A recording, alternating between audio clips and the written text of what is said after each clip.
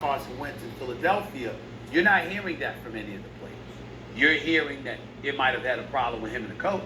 You're hearing that it might have had a problem because Howie Roseman and the coach might not have been on the same page when it came to Carson Wentz. But evidently, his relationship with the players was still enough where they respect him because he's gone, Max, and they don't have to. They could talk about him. They might not be able to completely excoriate him, but you don't have to be as complimentary as a lot of them have been about him.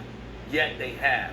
And that tells me that the relationship with him and his contemporaries is not nearly as bad as people were led to believe. Jason Peters is taking care of him here. That's all that's going on. And before I want to address that in a second. Philly was not the problem with Carson Wentz. I've never seen Philadelphia take care of a guy more than they took care of Carson Wentz. Imagine if it was Donovan McNabb. They took care of Donovan McNabb. That's what I'm saying. Imagine if it was McNabb. Are you kidding? Please. Come on. Like, I thought at first when it was Pennsylvania, McNabb was all sour grapes, and I told Donovan that to his face on this show many times, and I teased him about it. He was right. He was absolutely right, and history has borne this out. Philadelphia took care of Wentz unlike I've ever seen that town take care of an athlete. It was not the problem, period.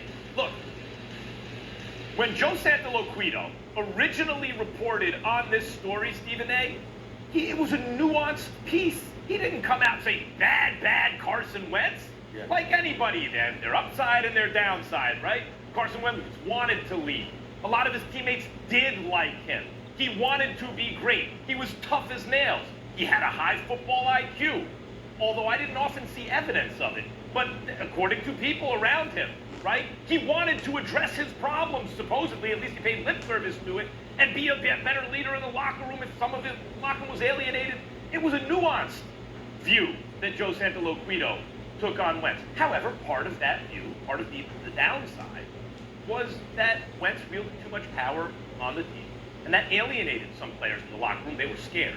And Wentz, wouldn't really take accountability for the way he kind of changed things and wouldn't run Peterson's offense and all that stuff. So there's some good and some bad. Here's why I don't get affected in terms of my view of Carson Wentz's leadership, Stephen A. It's really simple.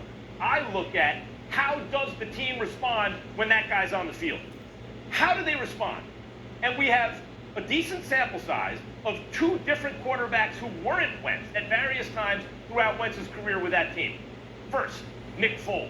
They went on a playoff run and won the Super Bowl with Nick Foles. Now, you could say, well, they responded to Wentz that year, too. We don't know if they would have won the Super Bowl. Can't hold that against Wentz. But the following year, they were dead in the water, 5-6, when Foles took over the team.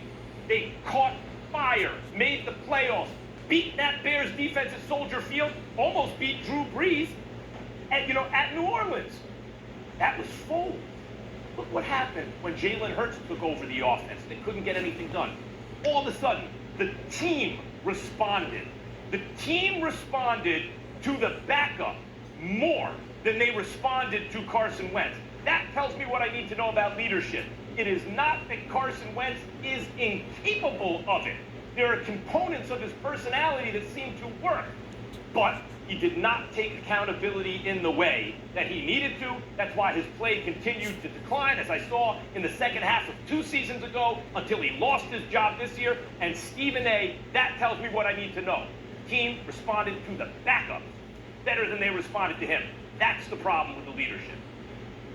All right, well, Carson Wentz was 35-32-1 in his 5 years with the Eagles. We'll see what type of leadership he brings this upcoming season to Indianapolis. All right, guys, we're going to leave it right there. We have more quarterback talk coming up right